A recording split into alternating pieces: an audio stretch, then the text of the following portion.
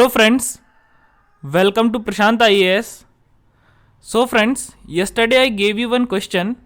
कल मैंने आपको एक प्रश्न दिया था। Today I will tell you the answer of that question and how to solve that question. आज मैं आपको उस प्रश्न का उत्तर बताऊंगा और ये भी बताऊंगा कि उस प्रश्न को सॉल्व कैसे करना है। सो फ्रेंड्स, क्वेश्चन क्या है?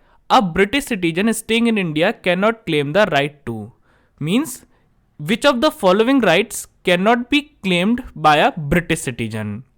तो प्रश्न क्या है कि भारत में रहने वाले ब्रिटिश नागरिक द्वारा किस अधिकार का दावा नहीं किया जा सकता है, यानी कि इनमें से ऐसा कौन सा अधिकार है जिसे एक ब्रिटिश नागरिक को नहीं दिया जाएगा। सो पहला ऑप्शन है freedom of trade and profession, यानी कि कोई वृत्ति, उपजीविका, व्यापार या कारोबार करने का अधिकार। दूसरा ऑप्शन है इक्वलिटी बिफोर लॉ, यानी कि विधि के समक्ष समता। Third option is protection of life and personal liberty, यानी कि प्राण और दैहिक स्वतंत्रता का संरक्षण। और चौथा ऑप्शन है फ्रीडम ऑफ रिलीजन, यानी कि धर्म की स्वतंत्रता। Now friends, merely knowing the answer will not serve our purpose. We should try to know that how to solve the question so that you can answer any question asked by UPSC.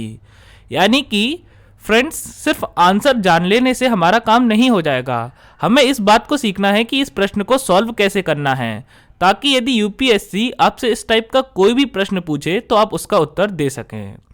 सो आइए मैं आपको समझाता हूं कि इस प्रश्न को solve कैसे करना है। So friends, now I will explain you that how to solve this question. So here on the screen you can see that I have given a list: Article 15, Article 16, Article 19, Article 29 and Article 30. So these are the fundamental rights which are only given to Indian citizens. Means fundamental right under Article 15, 16, 19, 29 and 30 are not given to any foreigner. Means a person who is not a citizen of India. These rights are only given to a Indian citizen. These rights are only given to an Indian citizen. Okay? यानी कि friends, यहाँ screen पे आपको लाल colour में एक सूची दिख रही होगी जिसमें अनुच्छेद 15, 16, 19, 29 और 30 शामिल हैं। अब अनुच्छेद 15, 16, 19, 29 और 30 के तहत जो मौलिक अधिकार दिए गए हैं वो सिर्फ और सिर्फ भारतीय नागरिकों के लिए दिए गए हैं। यानी कि ये वो मौलिक अधिकार हैं जो किसी भी विदेशी आदमी को नहीं दिए जाएंगे। ये वो मौलिक अधिकार हैं जो ऐसे किसी भी व्यक्ति को नहीं दिए जाएंगे जो भारत का नागरिक नहीं है। यानी कि ये मौलिक अधिकार सिर्फ और सिर्फ भारत के नागरिकों के लिए बनाए गए हैं।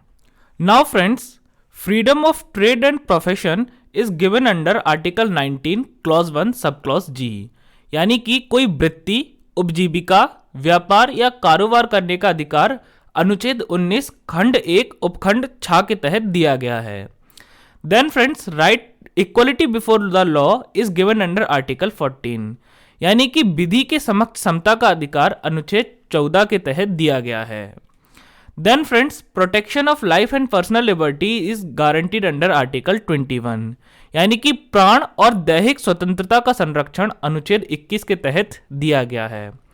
उसके बाद friends, freedom of religion is guaranteed under article 25 to article 28, यानी कि धर्म की स्वतंत्रता का अधिकार अनुच्छेद 25 से अनुच्छेद 28 के बीच दिया गया है। ओके, अब फ्रेंड्स, सवाल ये उठता है कि इस प्रश्न को हल कैसे करना है। Means now the question arises that how to solve this question.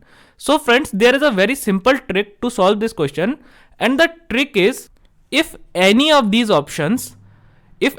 these options is matched to this list. Okay, so if any of these options is matched to this list, then that option is our answer. Okay, यानी कि यदि इनमें से कोई सा भी option इस सूची से मेल खाता है तो वह ऑप्शन हमारा आंसर होगा। क्यों? क्योंकि इन ऑप्शंस इस सूची में वो मौलिक अधिकार दिए हुए हैं, वो अनुच्छेद दिए हुए हैं जो केवल भारतीय नागरिकों को दिए गए हैं। यानी कि ये जो मौलिक अधिकार हैं वो किसी ब्रिटिश नागरिक को नहीं दिए गए होंगे। तो जो भी ऑप्शन इस सूची से मेल खाएगा वो हमारा उत्तर होगा। Okay, now friends, we know that article 14 is not given in this list. Again article 21 is not given in this list. Article 25 to 28 is not given in this list. Okay, but friends, we all know that Article 19 is given in this list. and article 19 clause 1 subclause g is a part of article 19. Okay, so we can say that as article 19 is a part of this list, so article 19 is only guaranteed to Indian citizens. Okay, so article 19 clause 1 subclause g is also only given to Indian citizens, means this article is not given to British citizens. That's why this is our answer. So only option A is the correct answer.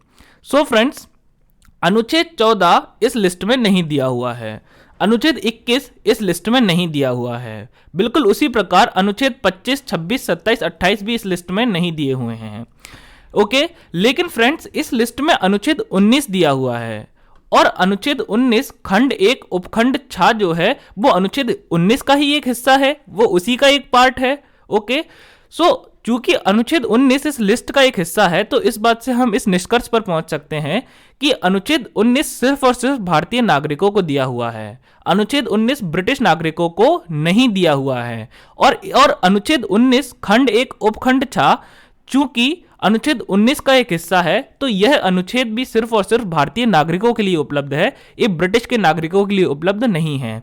इसलिए option A हमारा सही answer है, यानी कि only option A, यानी कि freedom of trade and profession, यानी कि कोई वृत्ति, उपजीविका, व्यापार या कारोबार करने का अधिकार सिर्फ और सिर्फ भारतीय नागरिकों को उपलब्ध है, ये ब्रिटिश के नागरिकों को उपलब्ध नहीं है. Freedom of trade and profession is only available to Indian citizens, it is not available to British citizens. So हमारा सही आंसर क्या है? Option A. So option A is our correct answer. So friends, we can say that option A is our correct answer. So friends, at last, if you want to attend free lectures for UPSC prelims and mains, then you can subscribe to my channel and press the bell icon. Thank you.